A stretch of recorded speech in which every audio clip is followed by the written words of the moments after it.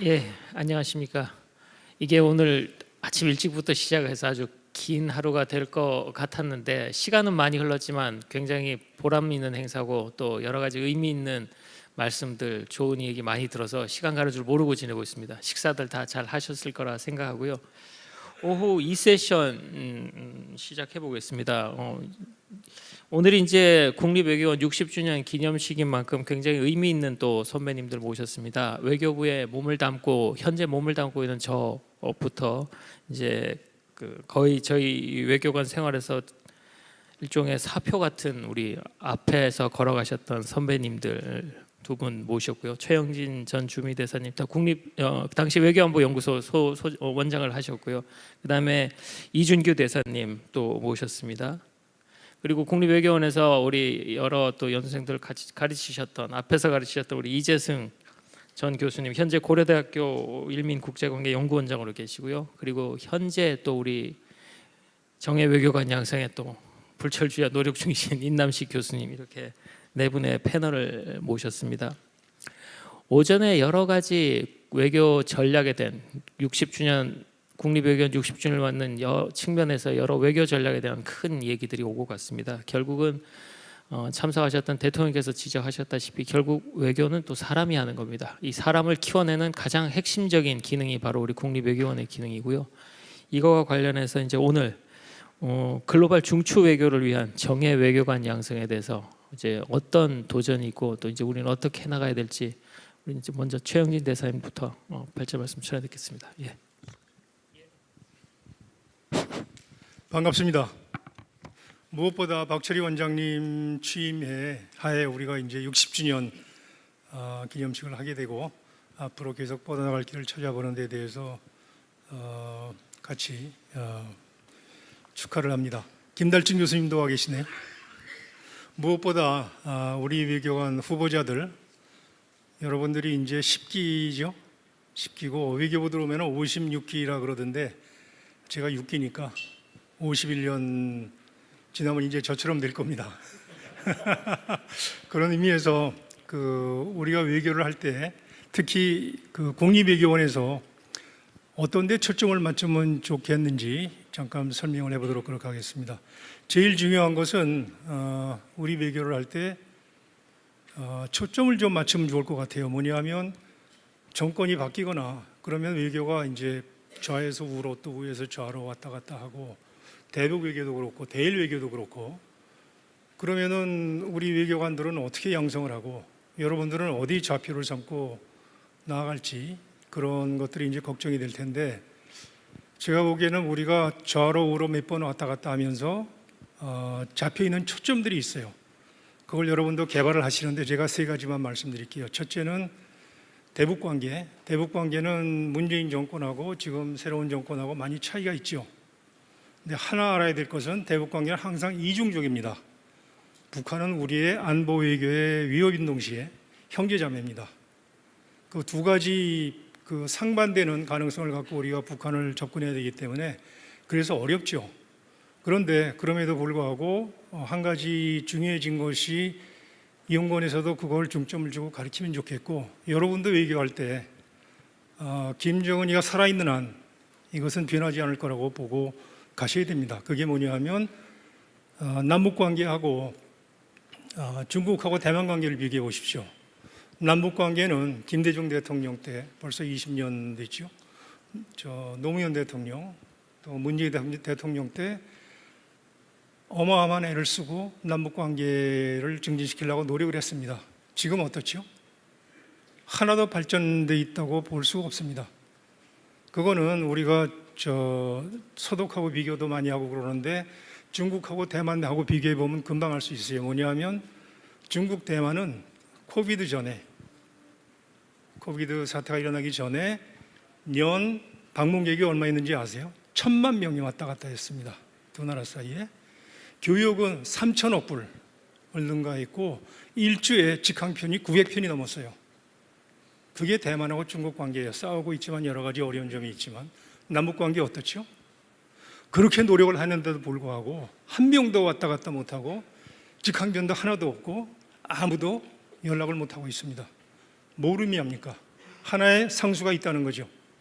김정은이 때도 그렇고 아버지 때도 그렇고 변하지 않는 게 김정은이가 살아있는 한 변하지 않는 게 하나 있는데 북한 정권은 통제에 의해서 유지되는 정권이기 때문에 절대로 개방개혁을 할 수가 없는 걸 여러분이 아셔야 됩니다. 그거를 근본에 깔고 우리가 대북 정책을 펴더라도 펴야지 그게 동족끼리 잘해서 마음을 트고 얘기하면 풀릴 거다. 안 돼요. 안 돼요. 15년간 그렇게 노력했는데도 불구하고 한 명도 왔다 갔다 못하고 직항편도 없고 아무 계획이 없습니다.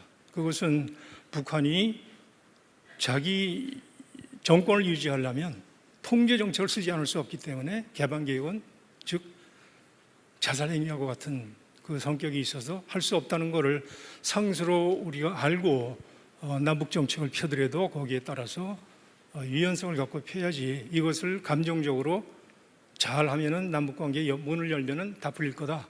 그거는 한마디로 망상하고 같죠. 그러니까 그런 상수를 하나 염두에 두고 우리가 교육할 때도 거기에 대해서 많은 걸 가르쳐야지. 예를 들면은 정권이 바뀐다고 가정을 합시다. 연구에서 못 가르칩니다. 그런 거는. 그러니까 그렇더라도 이것은 상수로 남아있기 때문에 외교원을 위해서 가르쳐야 되는 거고 우리가 열심히 우리가 집중을 해서 가르쳐야 되는 남북관계의 상수 중에 하나입니다.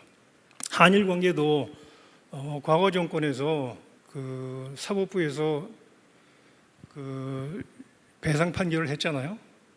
그게 왜 안 되냐 하면 일본이 동남아에서 많은 만행을 저지르고 잘못을 했는데 한국을 빼놓고 모든 나라에서 한 나라도 사법 제한을 통해서 배상하려고 한 나라가 없어요.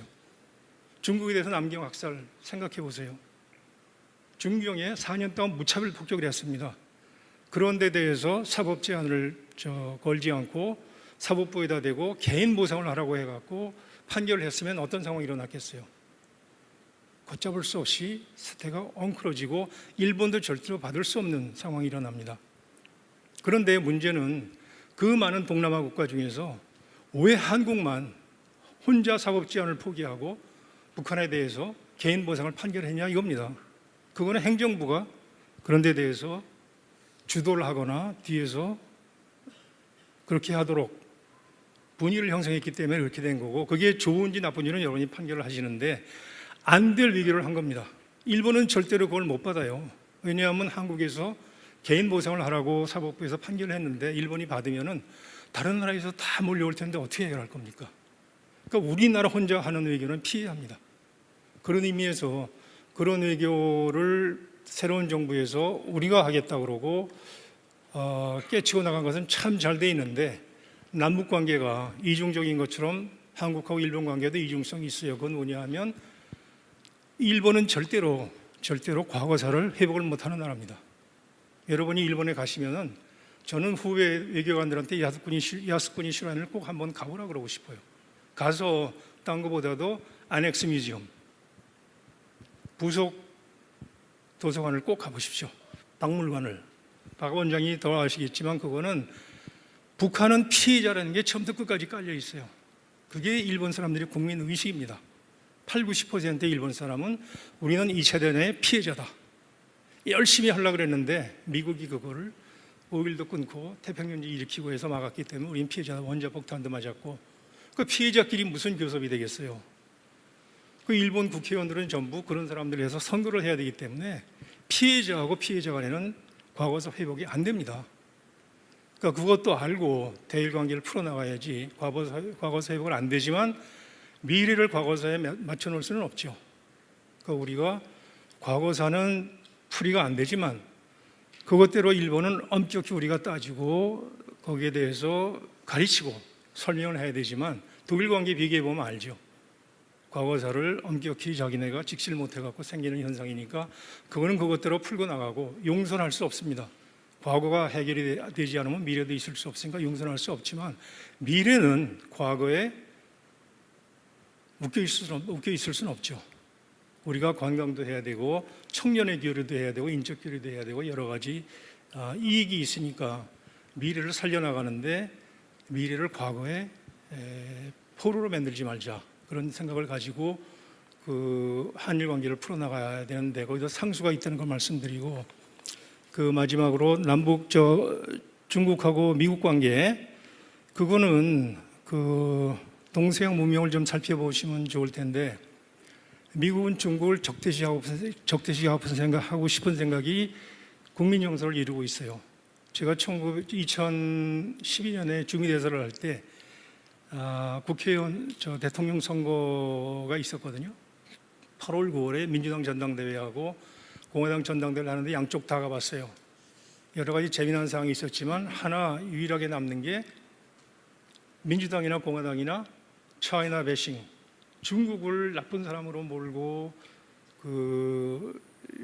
거기에 대해서 편파적으로 몰아붙이는 게 양쪽 다 공통사항이었어요. 그때는 이미 중국이 크게 떠오를 때도 아닌데 1912년에는 이미 중국을 적으로 삼고 있었던 겁니다. 국민 정서에서. 그러면 선거가 제일 중요한데 정치에서는 국회의원들이 따라가야죠. 그렇게 되니까 중국은 어차피 미국에 대해서 적으로 남아있고 한동안 트럼프가 대통령이 되든지 바이든 대통령이 되든지 중국을 적대시하는 것은 상수 변하지 않는 겁니다. 그러나 동서양 문명의 차이를 알면 중국은 절대로 미국을 적대시하지 않아요.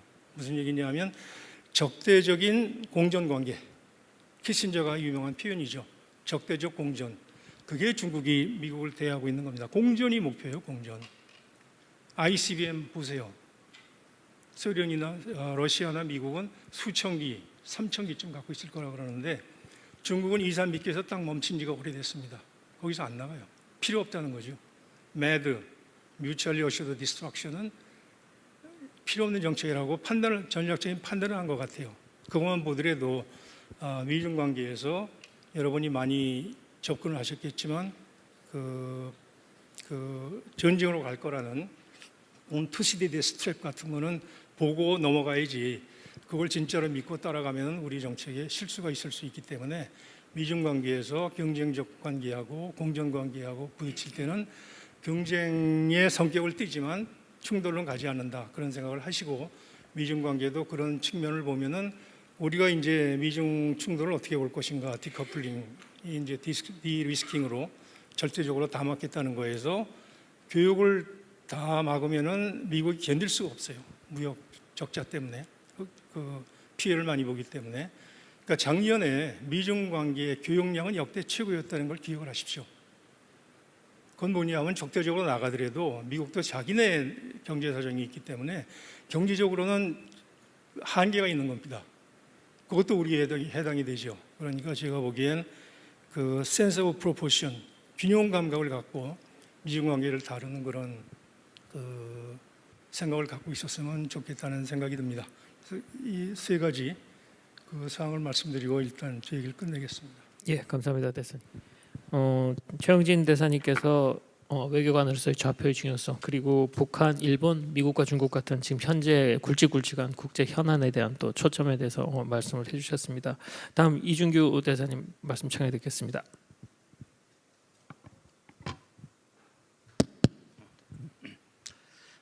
자, 여러분 만나 뵙게 돼서 반갑습니다. 제가 우리 외교원으로 바뀌기 전에 외교안보 연구원이었었는데 제가 마지막 외교안보 연구원장입니다. 제가 외교안보 연구원장 하면서 국립외교원 법을 만들고 12월 31일 날 저는 원장 퇴직하고 그다음에 제 후임으로 일대 국립외교원장님이 취임을 했습니다. 그게 2012년이니까 벌써 이제 11년 전 얘기가 됩니다. 오늘 그 10기 외교관 후보자생들이라고 그러는데 여러분들 만나 뵙게 돼서 정말 반갑습니다. 계산을 해보니까 우리 최영진 대사님은 뭐 저도 새카만 선배님이시지만 저도 여러분들한테 45년 선배입니다. 제가 78년에 외교부를 들어왔기 때문에 여러분들 지금 시험 봐서 들어올 때는 씩씩하게 들어왔는데 지금 교육 받으시느라고 아마 굉장히 힘드실 거예요.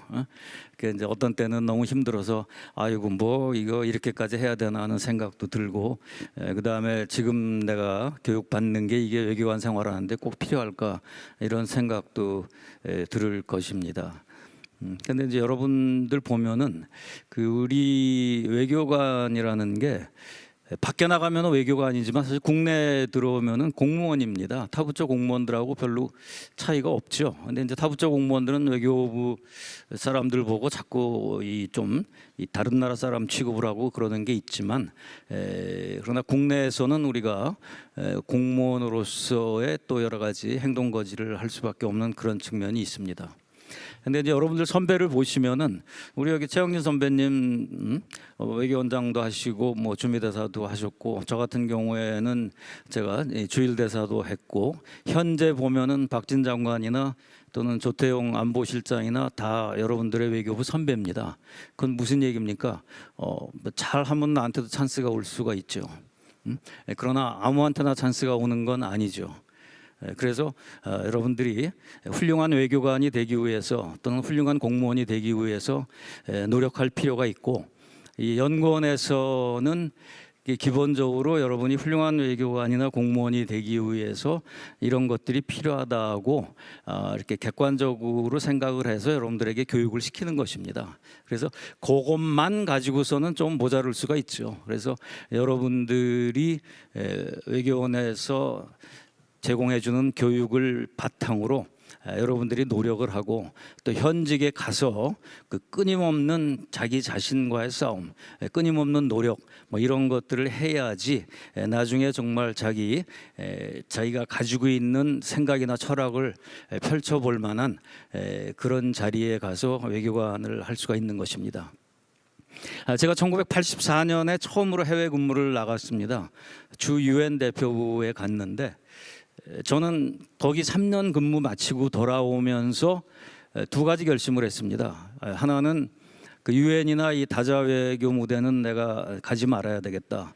둘째는 이 별로 대접을 안 해주는, 나를 외교관으로 별로 대접을 안 해주는 선진국, 우리나라보다 더 잘 사는 나라는 가면 안 되겠다, 이 생각을 했습니다. 그래서 그 다음에 저는 쭉 아태 지역만 돌아다녔습니다. 그리고 실제로 나름대로 대접을 받고 다녔고요. 왜냐하면 그때는 84년에는 우리가 유엔 회원국이 아니었습니다. 유엔 회원국이 아니기 때문에 회의장 가서도 할 일이 별로 없었습니다. 그냥 레시바 끼고 그냥 듣는 거, 귀동냥하는 것밖에는 할 일이 없었고요. 그 다음에 뉴욕이라는 데가 외교관 숫자가 제일 많은 도시입니다. 근데 대개는 어느 나라든지 가면 외교관을 대접을 해주는데, 뉴욕시는 외교관들을 완전히 천덕꾸러기 취급을 합니다. 외교관들 숫자가 너무 많은데 아무데나 파킹해 놓고, 외교관들도 이제 후진국 외교관들도 많으니까 제대로 이 선진국 시민으로서의 이거를 제대로 안 하기 때문에, 그래서 저는 이제 그런 대접을 받기 싫어서 이제 아태 지역 국가들만 가서 근무한 그런 경험이 있습니다. 그러나 이제 이것도 우리가 유엔 회원국이 되고 또 우리나라의 위상이 많이 높아졌기 때문에 지금은 제가 가지고 있었던 잣대로 꼭 그럴 필요는 없다고 생각합니다. 여러분들 워싱턴 갈 수 있으면 워싱턴 가십시오. 워싱턴 좋습니다. 지금 우리가 글로벌 중추국으로서 외교를 어떻게 할 거냐, 또는 그러한 글로벌 중추국 외교관으로서 어떻게 할 거냐라는 뭐 이런 얘기들 많이 합니다. 사실 우리나라가 그동안 많이 발전을 해왔기 때문에 제가 처음 해외 근무 나갔던 84년에 비해서는 밖에 나가면 우리나라에 대한 대접이 상당히 다른 측면이 있습니다. 그렇기 때문에 우리나라 외교도 과거에 심지어는 우리가 이승만 정권이나 박정희 정권 초기에는 그 원조 받으러 다니는 것이 우리 외교의 주 아이템이었다고 할 때도 있었습니다. 그러나 지금은 우리가 사실은 원조를 이제 주는 나라가 된 것도 있고요. 그렇기 때문에 우리 외교도 과거에 어떤 그 수동적, 수세적 외교에서 능동적, 공세적, 적극적 외교로 좀 가야 될 필요가 있다. 이제 그런 것이고요. 오전 세션에서 그 가치를 내세우는 외교 이런 것도 이제 우리 외교가 조금 적극적 공세적 외교로 전환하는 과정에서 우리의 외교 목표로 삼게 되는 것이라 할 수 있습니다. 그렇기 때문에 이러한 바뀌는 패러다임에서 이러한 외교를 수행하기 위한 외교관으로서의 자질 이런 것도 과거하고는 많이 좀 달라야 될 것으로 생각을 합니다.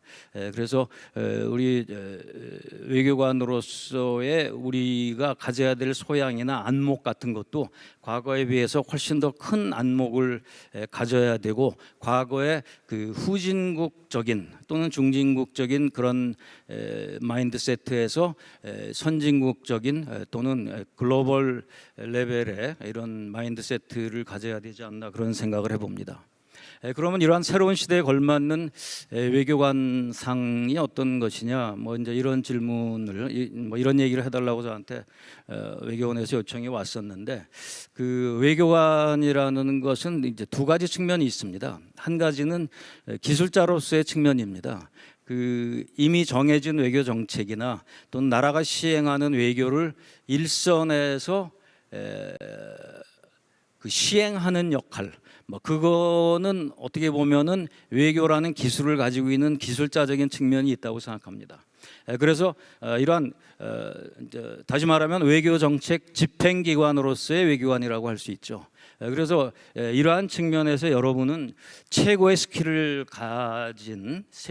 갖춘 외교관이 될 수 있습니다. 그래서 여러분들 교육받다 보면은 늘 강조하는 게 언어를 강조를 하죠. 그러니까 언어라는 것은 과거는 언어가 가장 중요하다고 생각되는 시절도 있었지만, 언어도 어디까지나 좋은 외교를 시행하기 위한 툴에 지나지 않습니다. 그렇지만 꼭 필요한 것이죠.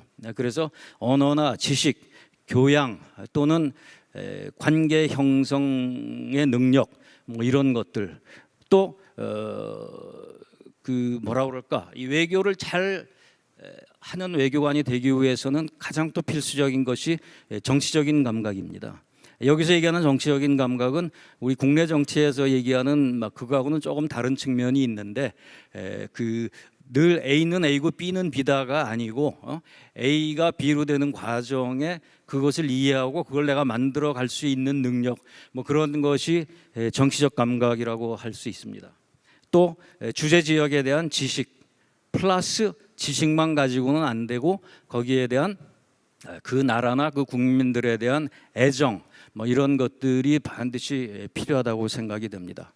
그리고 우리가 좀 모자란 측면이 뭐냐면, 이제 외교원이 그 예비 외교관들 교육시키고 이러는 거는 굉장히 잘하는 측면이 있는데, 어느 나라의 지역에 발령받아서 가는 외교관들에 대한 사전 교육은 우리나라가 아직 굉장히 부실합니다. 어떤 나라는 공관장으로 어느 나라를 보내면 미리 1년 전에 그 나라에 보내서 그 나라 물정을 익히게 하고 공부하게 하는 나라도 있고, 그런데 뭐 우리나라는 오늘 발령되고 내일 당장 가라고 하는 뭐 이런 것이 아직도 일어나고 있는 현상이다, 이렇게 생각이 됩니다. 그래서 그러한 측면에서 이러한 부분은 본부에서 아무도 차관을 잘 안 하기 때문에 외교원 차원에서라도 이러한 문제 제기를 해서 그 어느 지역에 공관장으로 파견을 하건 직원으로 파견을 하건 간에 그 지역에 대한 사전 교육 또는 사전 학습을 할 수 있는 그러한 시스템을 반드시 만들어야 된다고 생각합니다. 특히 최근에 외부에서 갑자기 들어와서 공관장이 되시는 분들이 많은데, 뭐 이런 분들에 대해서는 반드시 그 사전 교육 시스템 같은 것이 필요하지 않나 이렇게 생각이 됩니다. 그 다음에 다른 측면은 뭐냐면은 외교 정책 입안자로서의 외교관입니다. 그 외교 정책이라는 건 궁극적으로 우리나라는 대통령제 시스템이기 때문에 대통령이 최고의 외교관 또는 첫 번째 외교관이라고 그러죠. 그래서 외교 정책, 중요한 외교 정책은 대개는 대통령이나 대통령실에서 결정이 된다고 해도 과언이 아닙니다.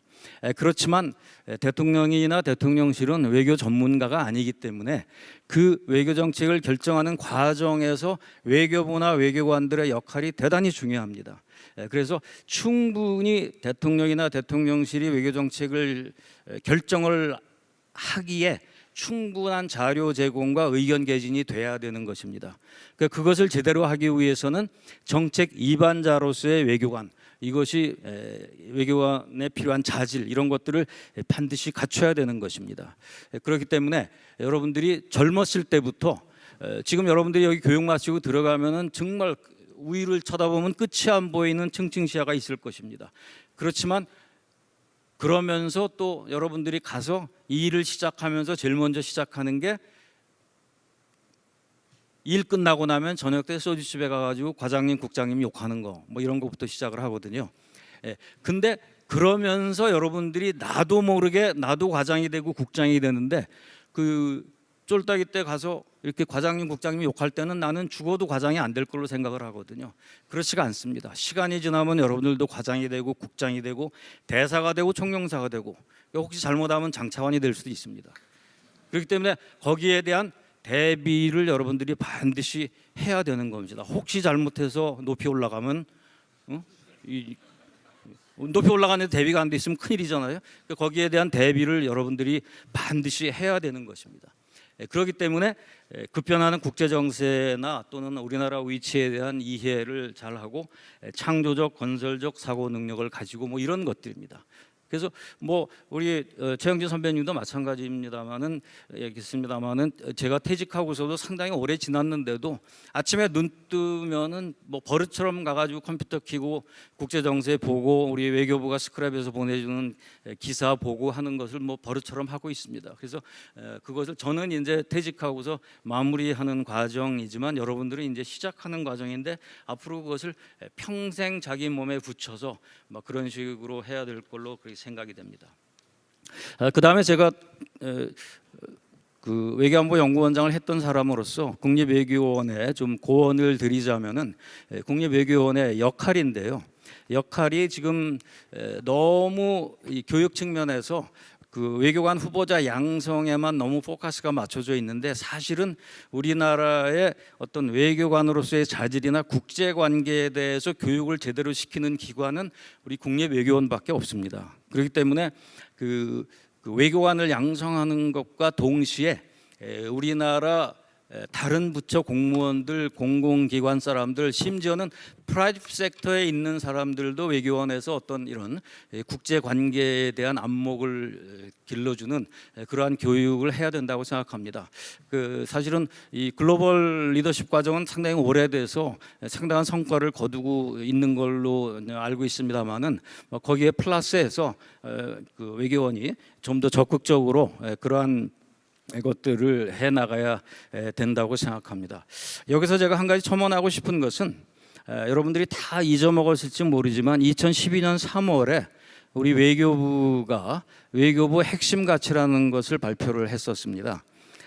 그때 제가 원장을 하면서 우리 외교안보 연구원이 그걸 주도를 해서 만들었기 때문에 제가 기억을 하고 있는데 그 핵심 가치를 만들어서 그때는 매년 우리가 만드는 업무 수첩에 핵심 가치를 앞에다 다 붙여놨습니다.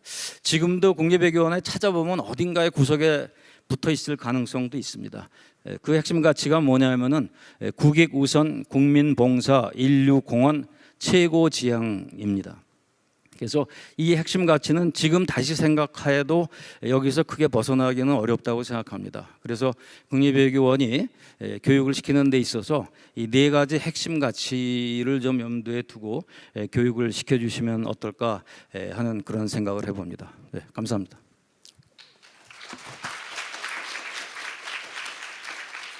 네, 감사합니다, 대사님.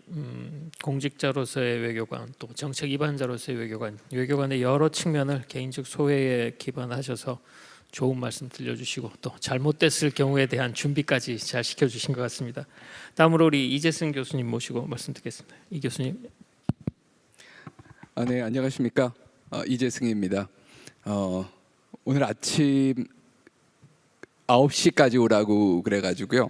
9시에 이 정문을 들어오는데 다시 출근하는 그런 기분이 들었습니다. 친정 아들이거든요. 네,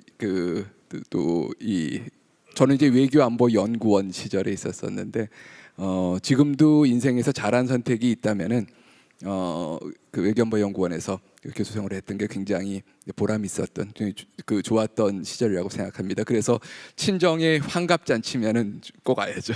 이제 근데 또 그 보람 있었던 많은 그 부분 중에서 사실은 최영진 대사님께서 원장으로 계셨을 때 제가 모셨던 기억이 납니다.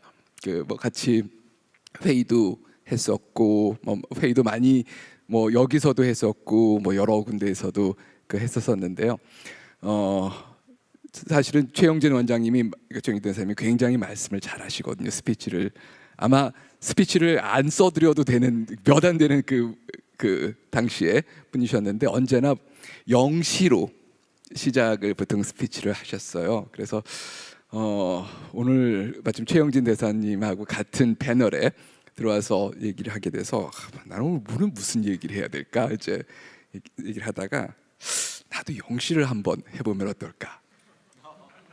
그래서 찾아봤습니다. 그래서 60주년이잖아요. 그래서 이제 60이라는 그런 테마가 들어가 있는 게 뭐 있을까 하다가 이런 게 있더라고요. In a world where borders are lines on a page, 60 years we played a pivotal stage, navigating waters both tranquil and rough. Our journey was challenging and tough. From whispers of treaties in dimly lit rooms to handshake under sun and full moons, we've woven the fabric of a connection. So as we look back on the decades past, and as we move forward with vision anew, may diplomacy guide all that we do. 약간 손발이 좀 오그라드는 느낌이 들었습니다. 그래서 제가 물어봤습니다. 누가 쓴 거니? 그랬더니 챗GPT가 내가 쓴 거야. 제가 챗한테 물어봤어요. 처음에 이 강연 여기서 얘기를 듣고 그래서 야 이건 너무 좀 손발이 좀 오그라드는 것 같다.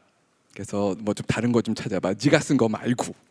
그랬더니 뭐 알프레드 테니슨의 율리시스도 찾아오고 야 이거 말고 조금 좀 감성적인 걸로 찾아봐. 그랬더니 뭐 나중에 가서 헨리 롱펠로우가 드디어 이제 A Passion of Life라는 그 시를 찾아왔어요. 제가 말씀을 드리고 싶은 거는요. 여러분들이 이제 10기 되셨는데 뭐 사실은 외교관으로서의 경험이라든지 그런 것들은 여기 정말 이 대선배님들께서 말씀을 해주실 거고요. 제가 생각하기에 아마 이번 기수가 챗GPT하고 AI 시대에서 본격적으로 일을 시작하는 첫 번째 기수가 되지 않을까. 대충 한 60주년이라는 이 시점이 바로 업무에 있어서 챗GPT를 본격적으로 활용하는 이거는 아마 뭐 많은 분들이 써 보셨겠지만 아마 젊은 세대들은 더 많이 써봤겠죠. 이거는 인터넷을 사용하는 그러니까 TV가 나오고 인터넷을 사용하는 그거에 버금갈 정도로 또 새로운 일하는 방식에 있어서는 혁명적일 것 같아요. 그래서 야, 이 AI 시대, 디지털 시대에 챗GPT를 쓰게 되면은 외교관들은 어떤 일들이 바뀔까? 우선은 스피치 쓰는 시간이 굉장히 줄 것 같아요. 저도 여러 가지를 지금도 이제 샘플링을 해보고 있어요. 저도 이제 여러 가지를 프랙티스를 해보고 있는데 결혼식 주례사하고 이 스피치는 비교적 챗GPT가 안전하게 잘 쓰는 것 같아요. 뭐 물론 좋은 스피치는 못 씁니다. 자, 제가 이 시 구절을 챗GPT가 쓴 거를 들려드렸는데 빠진 게 그러니까 내용은 굉장히 제가 이제 키워드를 줬었던 게 이제 외교원에서 그러니까 외교부 그리고 60주년 그리고 이것을 셀러브레이트하는 포엠을 찾아봐라라는 걸 했는데 역시 감성 부분이 좀 빠져 있죠. 이렇게 마음을 탁 치는 뭐 들으면은 그냥 다 이렇게 잘 정리는 돼 있는데 근데 저는 이게 시작이라고 생각하거든요. 앞으로 이 AI가 얼마나 발전을 하게 될지 또 우리는 거기에 맞서서 어떻게 보면은 활용도 해야 되지만 어떻게 보면 이거를 넘어서는 일을 해야 되고 넘어서는 외교를 해야 되지 않을까 싶습니다. 그렇게 우리가 디지털 시대에 그 외교를 새로 잡아나가야 된다면은요. 우선은 저는 그런 생각을 했어요. 이제까지 사실은 외교원에 들어오고 외교는 문과의 영역이었어요. 근데 이제는 디지털 리터러시가 없으면은 어느 일도 특히 외교도 더 이상 소위 이 과학의 사각지대 내지는 예외지대는 아닐 것 같다.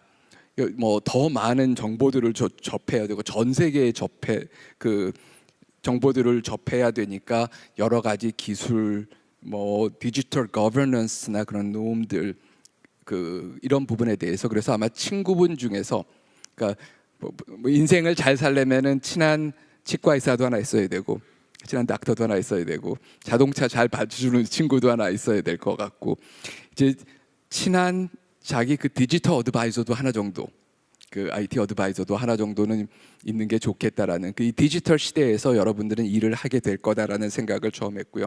근데 이게 반드시 기회만 있는 거는 아닙니다. 그만큼 많은 보안의 위협에 노출될 것 같아요. 뭐 사이버 보안 뭐 이거는 여러 가지 아마 이미 교육을 받고 계시겠지만 그만큼 다루는 많은 여태까지 사실은 외교관들이 국가 기밀을 많이 다루게 됩니다. 그런데 이런 부분들이 디지털로 가면 갈수록 더 많이 노출될 수가 있고 또 여러분들을 하는 SNS를 하지 말라 그럴 수도 없고 인스타를 하지 말라 그럴 수도 없고 인스타에 다 올려도 그렇고 이거 맨날 맛있는 거 올리면은 좋아요도 달리지만 뒤에 가서 너희들은 그래 뭐 맨날 뭐 그래 외교관이 하는 게 먹는 거지 뭐 이제 이런 얘기도 달리고 이게 인스타에 달리면 괜찮은데 네이버 댓글로 달리면 이제 좀 황당하게 가실 겁니다. 근데 이제 굉장히 많은 이 사이버 상에서의 그런 어떤 정보 보안의 위협도 있는가 하면은 사실은 챗GPT한테 물어보면은 거짓말이 많아요. 근데 아주 그럴싸하게 합니다. 앞으로는 엄청나게 많은 가짜 뉴스와 싸워야 될 거예요. 전 세계에 걸쳐서 이미 우크라이나 전쟁이라든지 많은 국제 문제에 있어서 페이크 뉴스가 나오는데 정교하게 만들고 또 유튜브에서 뭐 그런 것들을 아주 또 잘 정리된 논거로 얘기를 합니다. 진실을 얘기하는 팩트를 얘기하는 거는 잘 안 들려요. 근데 그렇게 보면은 이제 여러분들 세대 뭐 이제 앞으로의 이 외교가 이 싸워야 될 주체들은 눈에 보이는 그런 주체도 있지만 엄청나게 사람들의 실시간으로 이 눈과 귀를 사로잡는 그런 wrong fact 잘못된 그런 정보들과 싸워야 나가기 때문에 그래서 더 디지털 역량이 필요한 것도 같아요. 그래서 뭐 이거는 굉장히 뭐 무거운 얘기가 되겠지만 그렇다면은 정말 정의 외교관으로 그럼 이것만 잘하면 되느냐? 저는 정의 외교관으로 앞으로 대한민국 외교를 끌고 나가실 여러분들 같으면은 뭐가 제일 중요할까 고민했던 뭐 마찬가지죠. 챗 GPT가 못 따라오는 게 뭘까 그러면은 결국은 감동을 주는 감성인 것 같아요. 근데 뭐 감성이란 게 이렇게 너무 뭐 예술적인 그런 거를 떠나서 말하자면 공감 능력이 제일 크지 않을까? 그 공감 능력이 뭐 언어의 중요성도 있고 뭐 특히 외교관만큼 말을 또 절제되게 해야 되고 정제되게 하면서도 거기서 사람의 마음을 그것도 이제 우리나라 사람이 아닌 다른 나라의 사람들을 많이 마음을 움직이려면은 사실은 굉장히 정교한 언어의 선택도 중요하고 또 그만큼 그 문화를 이해를 하는 근데 그 문화도 이제 문화인 디지털 문화까지 들어갈 것 같아요. 그 나라의 와인을 잘 알고 그 나라 음식을 잘 먹는 것도 중요한데 이제는 디지털 사회에서 디지털 공간에서 그쪽의 사람들과 어떻게 소통을 할 수 있을까 이런 제가 보기에는 이런 공감 능력을 가지는 게 아마도 이 챗GPT로 업무상에서는 굉장히 많은 효율성을 갖게 되겠지만 여러분들이 또 더 각별히 관심을 가지고 키워 나가야 될 게 아닌가 싶어요. 그래서 마지막은 제가 질문인데요. 그런 얘기 많이 하죠. 너 T지? 제가 챗GPT한테 물어봤어요. 외교관이 되기에 제일 좋은 MBTI는 뭐니? 그랬더니 굉장히 머뭇거리더라고요. 렉이 좀 많이 걸렸어요. 그러더니 아주 조심스럽게 이건 얘기하면 안 되는데 그러면서 4개의 타입을 집어줬어요. T도 있어요. 그러니까 T라고 너무 그러지 마세요. 혹시 MFJ 있어요? 네, MFJ가 1번으로 나왔어요. ESFJ도 있어요. 그리고 INTJ도 있고 INFJ도 있고 P는 없어요. 어쩌지 난 P인데. 자, 이제 이거는 아주 극히 샘플입니다. 아주 극히 샘플인데 저는 공감력, 사실은 외교관이 공감력만 있으면 안 돼요. 사실은 여러 정책을 다루는데, 협상을 하는데, 그리고 해외에서 위기 관리를 하는데 냉엄한 T적인 그런 현실적인 대안을 줘야 되는 그런 부분들이 분명히 있습니다.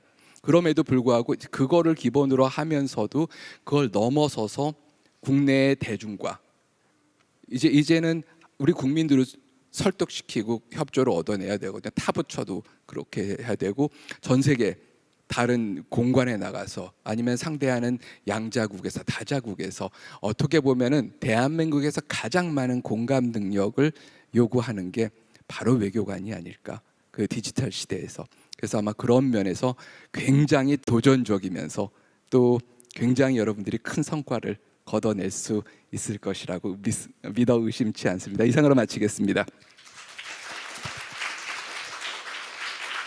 예, 감사합니다, 교수님. 새로운 기술 변화 소개해 주시고 이 새로운 기술 변화 시대에 맞는 또 우리 외교관 차질에 대해서 잘 짚어주신 것 같습니다. 다음으로 우리 인남식 교수님 말씀 청해드리겠습니다. 예. 네, 손님들 초청해놓고 집안 사람이 말을 많이 하는 거는 예의가 아닌 것 같아서 짧게 고민만 좀 나누고 정리를 하고 싶습니다.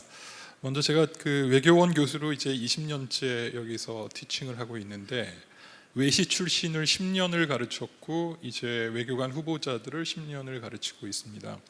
외시 출신은 4개월 기본 과정 수업만 했고 그래서 제가 강의할 수 있는 기회는 뭐 서너 시간 정도밖에 없어서 교육의 의미가 크게 없었고요.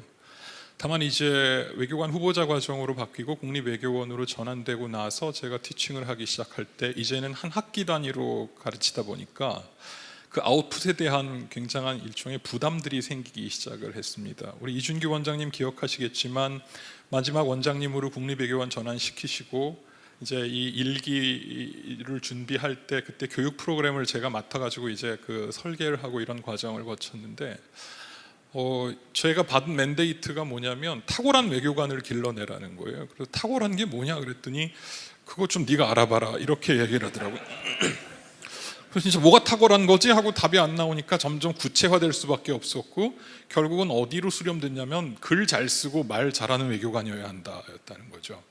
근데 저는 그게 아직도 그렇게 마음에 들진 않습니다. 글 잘 쓰고 말 잘하는 외교관을 길러내기 위해서 이렇게 많은 국가적 역량을 동원하면서 교육을 해야 되냐? 그건 아닌 것 같다.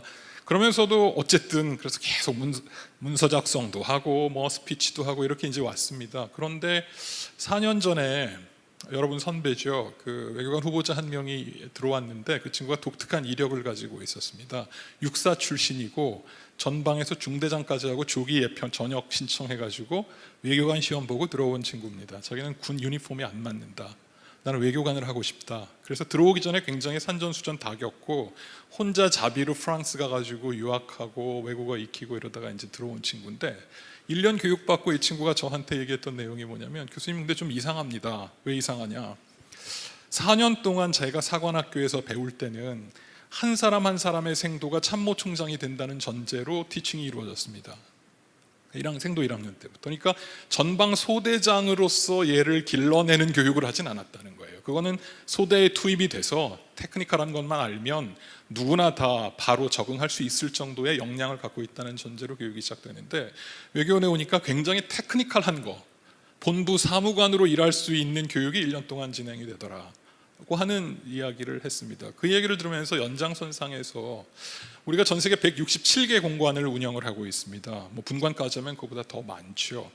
근데 저는 이 167개 공관이 휴전선 155마일에서 무기를 들고 나라를 지키는 우리 군에 있는 분들, 군문에 계신 분들의 못지않은 전사들이라고 생각을 하고 있고, 다시 말해서 각 공간에 흩어져서 마치 GP 같은 공간에 흩어져서 무기는 들지 않았지만 뛰어난 통찰력과 협상력과 교섭력과 정보력으로 사실은 그 수많은 전선에서 우리나라의 국익을 위해서 일하는 사람들인데, 1년이라는 기간이 너무 짧고 또 그나마도 그 가운데서 마치 본부에 바로 그 즉시 적응 전력으로 만들어내야 되기 위한 교육을 계속 하다 보니까 그 아쉬움이 있습니다. 여전히 이건 저에게 있어서 굉장히 큰 퀘스천 마크고요.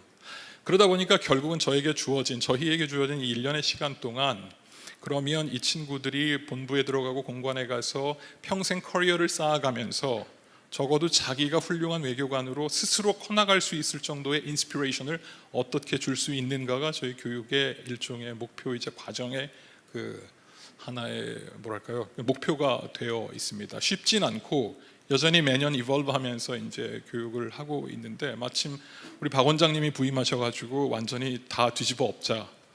그래서 지금 다 이제 그 커리큘럼도 좀 바꿔볼 계획이고 바꾸고 있고 또 수업 방식도 바꾸고 있습니다. 그러나 여전히 저희에게 있어서는 그게 고민이 되는 하나의 주제라고 생각합니다. 한 가지 소회만 말씀드리고 마칠 텐데요. 한 20년 동안 이렇게 좀 지나간 우리 외교관들하고 대화를 하다 보니까 그 중에 친한 친구들도 몇 있고, 그런데 가끔가다 자기 커리어를 고민하는 친구들이 오는데, 요새 조금 제가 우려가 된다고나 할까, 좀 특이한 상황이 뭐냐면 각 기수별로 참 에이스에 가까운 친구들이 많이 이직을 고민하고 있고 실제로 퇴직을 하고 있습니다. 그래서 이제 그 조직이 자기가 원하는 정도의 어떤 그 기대치를 충족시키지 못해 준다고 하는 어떤 그런 것도 있고, 또 개인 사정도 있는데, 그렇게 이직을 고민하는 친구들의 또 가는 곳도 굉장히 다양해졌습니다. 그러니까 그걸 나쁘다고 할 수 없고 모빌리티가 높아졌다고 본다면 큰 문제는 아니지만, 그럼에도 불구하고 사실은 이 외교부 내에서 아까 여러분들께서도 말씀하시지만 미드 커리어부터 공관장까지 갈 수 있도록 계속해서 교육이 진행이 되어줘야 되고 자부심과 자존감을 계속 시켜줄 수 있는 그런 교육 프로그램이 따라오지 않으면 참 쉽지 않겠다. 제가 군을 자꾸 예를 들어서 죄송하지만 사관학교 나오고 4년 딱 마치고 나서 소대장 부임하고 나서부터는 그 다음부터 계속 위관급도 OAC, OBC 교육이 있고, 영관급 때도 또 국방대학교 가서 수업하고, 그리고 계속해서 사람을 기르거든요. 경제부처만 봐도 그래도 사람을 키우는 어떤 그런 프로젝트가 있어서 PhD를 많이 보내고 있는데, 외교부만 아직 그 처음에 아주 이렇게 타이트하게 교육 1년 하고 나서부터는 교육이 그걸 계속 서비스해 주지 못하고 있다고 하는 아쉬움이 있어서, 그냥 같이 고민을 공유하고 약간 그런 어떤 나중에라도 정책적으로 이걸 좀 조금씩 개선시킬 수 있는 그런 아이디어가 있으면 머리를 맞대고 이걸 좀 진보시켰으면 좋겠다는 생각을 해봤습니다. 이상입니다. 예, 감사합니다, 교수님. 직접 현장에서 교육생들을 가르치시는 입장에서 아주 좋은 말씀 해주신 것 같습니다. 연장선상에서 이제 시간이 이제 거의 다 되고 있는데요. 이렇게 쉽게 말씀드리면 오늘 이제 글로벌 중추 외교를 위한 정예 외교관이 뭐냐, 그 근본적인 질문이신데, 아침에 대통령께서는 나라의 앞날을 준비하라는 우리 국립외교원의 모토를 보시고 아주 적확한 표현이다라고 말씀을 하셨는데, 정예 외교관, 나라의 앞날을 준비할 수 있는 정예 외교관을 기른다는 측면에서 오신 김에 우리 대선배님들 그리고 직접 학생들 가르치신 분들한테 국립외교원에 대한 숙제, 이게 어떤 이 재연을 바탕으로 했을 때 어떤 일을 좀 했으면 좋겠다라는 숙제에 해당하는 좋은 말씀 한마디씩 남겨주시고 떠나시면 좋을 것 같습니다. 부탁드리겠습니다. 최영진 대사님부터. 오늘 그 와 계신 분들 중에 김성환 최근까지 청와대 외교안보연구원장하고 지금 고대 교수로 가셨는데, 그분이 고대에서 새로 제작한 프로그램이 있는데 온라인 글로벌 아카데미라 그래갖고 외국에 근무할 학생들을 수집을 해서 성공한 사람들 교육을 시키고 이제 외국에 보내고 그러는 과정인데, 여러분 외교관들도 이제 그런 고민에 빠질 텐데, 우리가 동양에서 교육받고 동양 사람으로 컸는데 외교관이 되고 활동하다 보면 서양 패러다임에서 활동하게 되거든요. 근데 동서양의 문명적인 그 기준이 알고 볼수록 상당히 다르기 때문에 마음가짐이 달라야 됩니다. 무슨 얘기냐면 제가 경험을 둘을 했는데 외교부에서 국제경제국장을 할 때 차관보가 갑자기 부르더니 야단났다 그러더라는 거예요. 무슨 얘기냐 했더니 대통령 경제수석하고 전화를 했는데 두 분이 우리가 G8으로 가입하라는 겁니다. 그때 G7이 있었고 아직도 G7 플러스 되어 있는데 G8으로 가입해야 되는데 김영삼 대통령이 대통령이 되고 나서 신도 나고 하니까 박지은이랑 경제수석이 갑자기 대통령한테 각하 우리의 힘이 이렇게 커졌으니까 G8이 돼야 됩니다. 외교부에 특명을 내리셔서 G8으로 가입하라고 명령을 내리십시오. 이렇게 된 거예요. 그러니까 착한 그 김영삼 대통령이 장관하고 차관한테 얘기하고 경제수석은 차관보한테 얘기해서 G8 가입하라는 명령이 떨어진 거예요. 그런데 일단 그런 새로운 사항을 정하려면은 대통령이 경제수석 말만 듣고는 안 되고 대통령 외교장관하고 회의를 했으면 좋은데 그냥 둘이 결정해 버린 거예요. 신났죠. 정권도 잡았겠다. 근데 경제국장이 제가 보기에도 앞뒤가 안 맞는 얘기거든요. 그때가 1994년인데 G8이 되기는 우리가 8번째 되기는 여러 가지 문제가 있었고 그때만 해도 중국이 갑자기 올라오고 있었기 때문에 만약에 G8을 시킨다면 클 수 있는 중국 같은 나라가 교섭 대상이 되지 한국은 아니라는 얘기가 있었거든요. 그거 어떻게 여러분은 해결하겠어요? 여러분이 국장이라면. 여러분이 이제 좀 이따 과장도 될 텐데 위에서 여러분이 생각하는 거하고 반대되는 명령이 떨어지면은 어떻게 해결할지.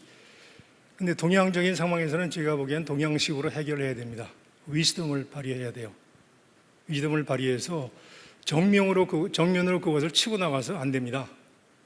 말씀하신 분 판단이 틀렸고 우리가 해야 될 건 이거지. 그렇게 하면 안 됩니다. 이렇게 하면 여러분은 머지않아 잘릴 위기에 처하게 될 겁니다. 그러니까 그 어려움에 당할 때 디파이언스를 보이면 한국은 위험하고 그때는 위즈덤을 발휘해서 시간을 벌고 자체 해결해야 됩니다. 근데 제가 그때 서양적인 거에 대한 그 디파이를 하는 방법을 모르기도 했지만 위즈덤을 좀 갖고 있었기 때문에 직원들을 다 모아놓고 어떻게 하면 좋겠느냐 했더니 과장들이 좋은 아이디어를 내더라고요. 안 되는 건 우리 다 아는데 위해야 되고 안 된다고 말할 수는 없으니까 상황을 잘 파악해서 한 달쯤 시간을 벌어서 보고를 합시다. 그래갖고 G7 중에 제일 만만한 카나다로 시작해서 방향을 밟아가면서 때가 아니라는 것을 청와대에 자꾸 전부를 보낸 거죠. 그래서 한 달 만에 설득을 했어요. 시적으로도 때가 아니고 여러 가지 1994년에 G8이 되기는 이럽니다. 지금도 G8이 안 됐죠 우리가.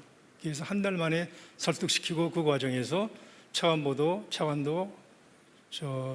장관도 설득을 당해갖고 설득이 아니라 세 분은 알고 있었죠. 안 될 거를. 쉽게 넘어간 적이 있는데 그게 위즈덤을 발휘해야 됩니다.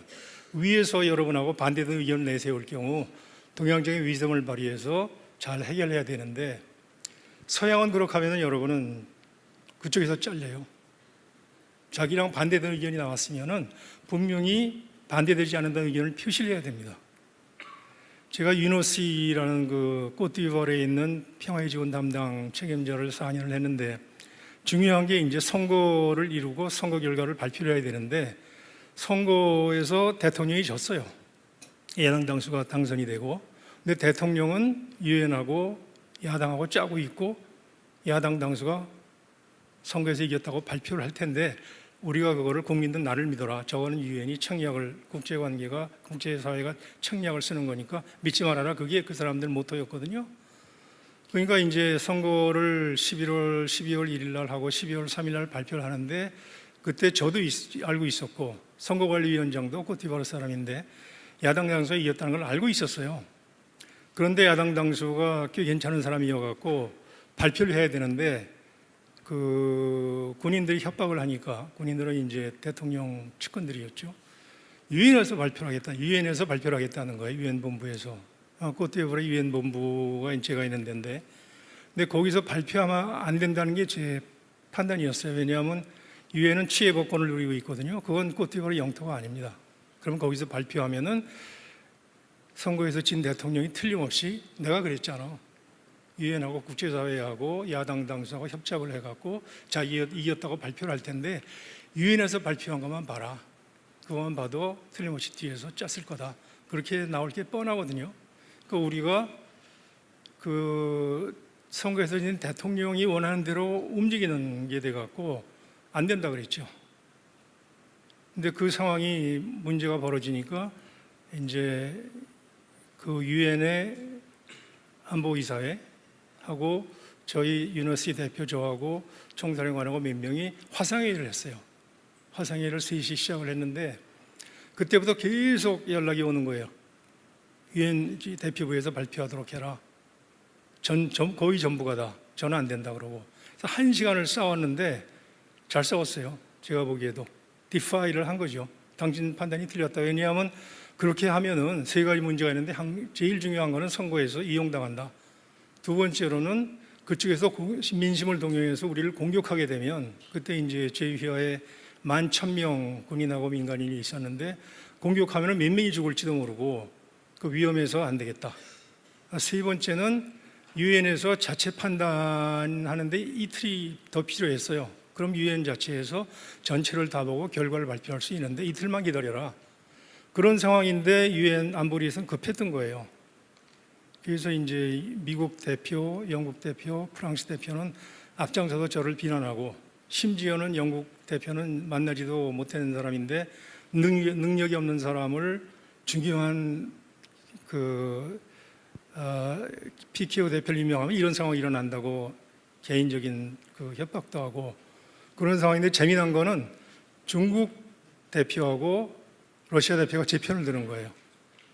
지금 대표 판단이 옳고 그렇게 해야 된다고 이제 그런 상황이 벌어졌고 문제가 이제 1시간 뒤에 해결이 됐는데 제 판단이 정확하고 계속 그 미국, 영국, 프랑스 대표하고 싸우면서 버티니까 그 선거 대책위원장이 유너스에 오지 않고 호텔을 얻어서 호텔에서 코트디부아르 영토에서 발표를 해버린 거예요.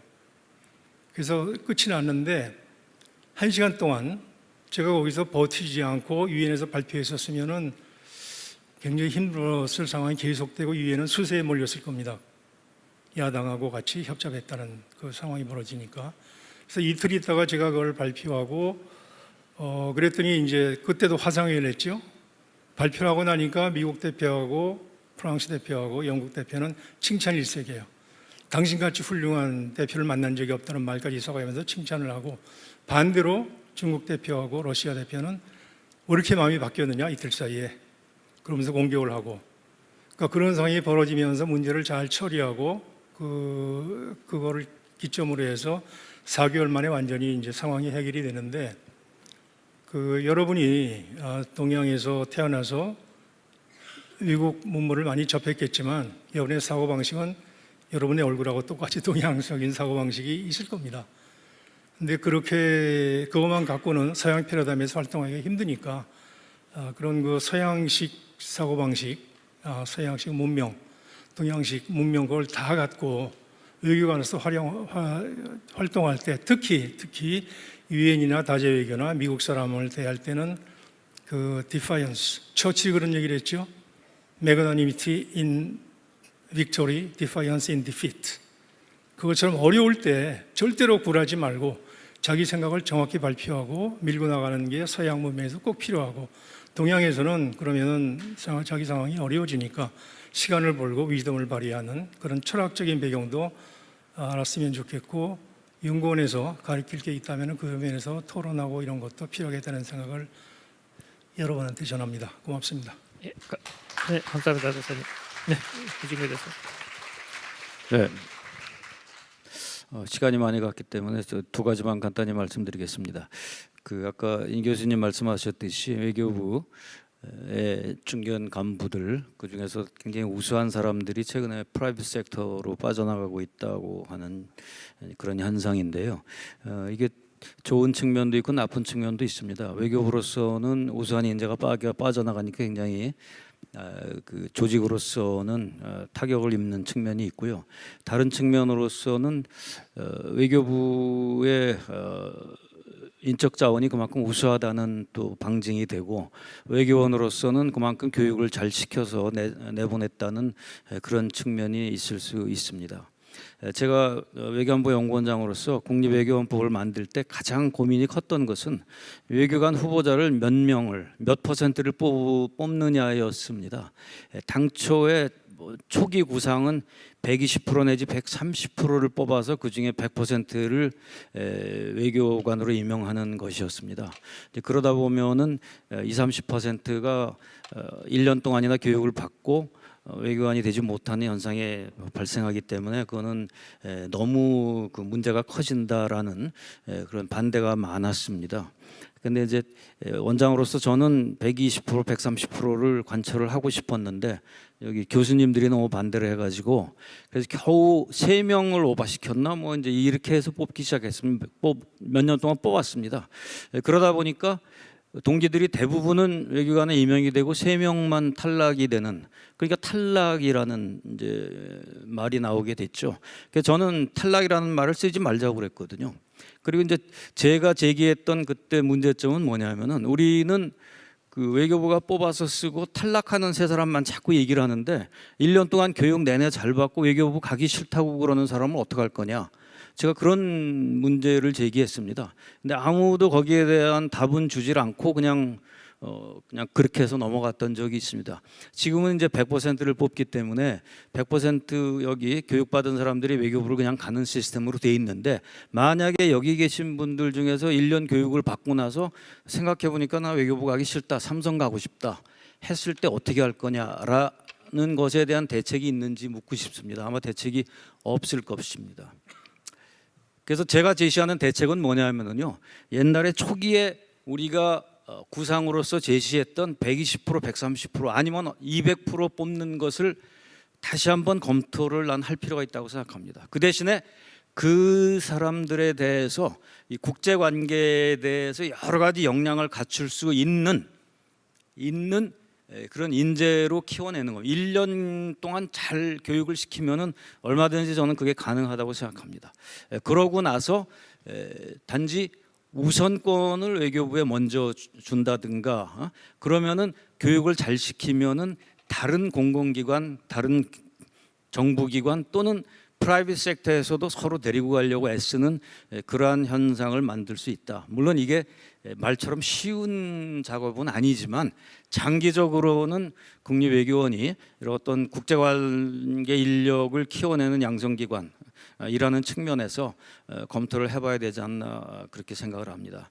또 한 가지 이제 연구 기능은 우리 교수님들이 지금 전부 다 공무원입니다. 그렇기 때문에 제가 원장할 때도 보면 교수님들이 페이퍼를 쓸 때 결론 부분에 가면은 뭔가 자기 주장이 있어야 되는데 이럴 가능성이 전혀 없지 않다고 말할 수도 없다. 뭐 이렇게 합니다. 그럼 이게 무슨 소리인지를 전혀 알 수가 없습니다. 그건 무슨 얘기냐면은 하도 뭐가 이렇게 뭘 주장을 내세우면은 야단을 맞으니까 그냥 끝에 가서 두리뭉실을 하는 거죠. 그러나 그것은 연구자로서의 취할 태도가 아니고 또는 연구기관으로서 그런 어떤 자기 의견이나 정책 제시가 없는 페이퍼라는 것은 거의 의미가 없습니다.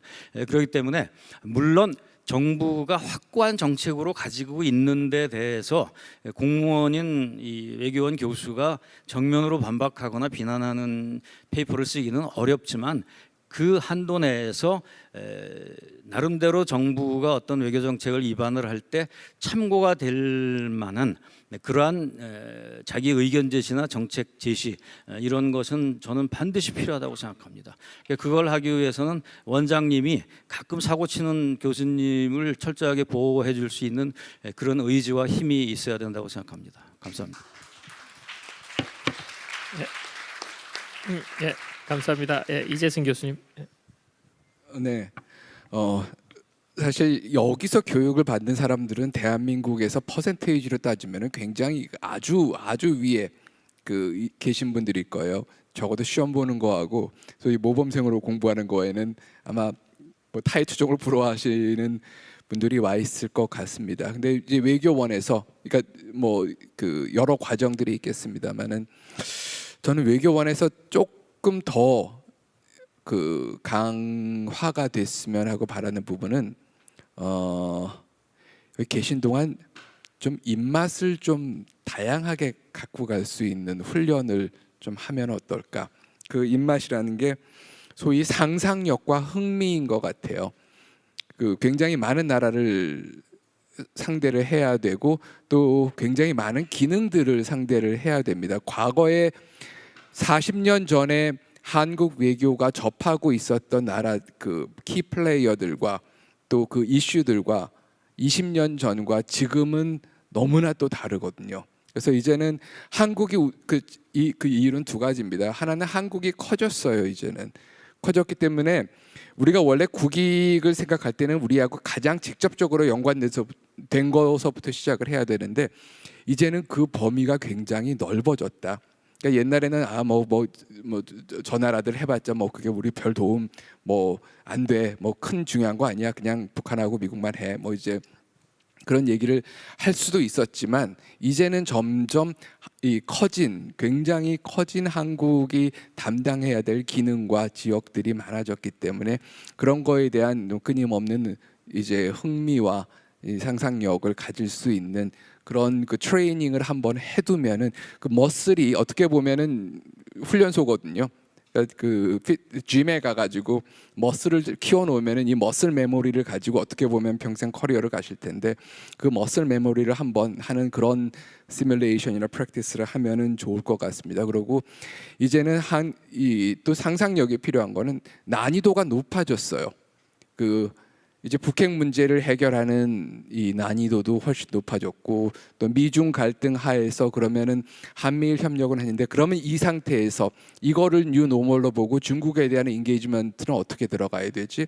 더 이제는 매크로한 레벨이 아니라 마이크로한 레벨의 전략을 구사를 해야 되거든요. 그렇게 될 것 같으면은 점점 더 많은 상상력과 점점 더 많은 흥미를 필요로 할 텐데 그런 마이크로적인 측면에서의 교과 과정이 좀 더 보완이 되면은 더욱 훌륭한 그 외교관들이 초급 그리고 또 중급 또 더 위의 공관장 교육에 이르기까지 그런 부분에서 외교원이 기여할 수 있는 교육 역량 강화의 폭이 훨씬 커지지 않을까 생각을 해봅니다. 감사합니다. 예, 감사합니다, 교수님. 자, 우리 마지막으로 우리 인남식 교수님. 네, 정의라는 말을 찾아보니까 그 되게 날카롭고 빠르고 용맹스럽다 이렇게 나오더라고요. 좋은 건 다 그 안에 들어가 있는데 거트가 있는 외교관이 되겠죠. 그러면서도 동시에 판단력이 빠르고 정확히 이 분석을 해낼 수 있는 정도의 능력이겠습니다. 이제 그러려면 보니까 대학에서 학문적인 탐구를 하고 교육하는 것과는 조금 달라야 될 것 같고요. 저는 외교관 특히 후보자들 같은 경우에 약간 저널리스트처럼 기자들처럼 하나의 스토리를 파고 들어가는 호기심이 좀 있었으면 좋겠어요. 자기 주제를. 그리고 두 번째는 학자처럼 학자의 시선으로 소위 아카데믹 더웃을 할 수 있는 사람들이 또 됐으면 좋겠어요. 그러니까 그냥 스토리만 딱 만족시키고 끝나는 게 아니라 그게 도대체 어떤 맥락에서 이런 스토리들이 만들어지고 있고 어떤 인과율이 있는지 그리고 같은 사례라도 그걸 비교해 보면서 이게 어떤 위치에 있는지를 입체적으로 볼 수 있었으면 좋겠고 마지막으로 아까 이준규 원장님께서 말씀하셨지만 무엇을 할 것인지까지 끌어내는 게 사실은 외교관이자 관료로서의 또 소임일 테니까요. 그 덕목을 갖추면서 그것이 실력이 갖추어졌을 때 비로소 겉트 있게 자기 말을 할 수 있고 정확하고 또 빠르게 판단하고 말하고 생각할 수 있는 그런 사람들이 되지 않을까 싶습니다. 이걸 또 교육과정에 투영해야 되는데 쉽진 않습니다. 근데 계속 고민하면서 나갈 계획입니다. 감사합니다. 예, 감사합니다, 교수님. 예, 60주년을 맞아서 이제 앞으로 60년 동안 또 정예 외교관을 끌고 나가야 될 우리가 해야 될 숙제 잘 짚어주신 것 같습니다. 시간 관계상 오늘 벌써 한 15분 정도 시간이 오버됐는데 시간 관계상 오늘 이 세션은 여기서 마치도록 하겠습니다. 예, 모두 감사합니다.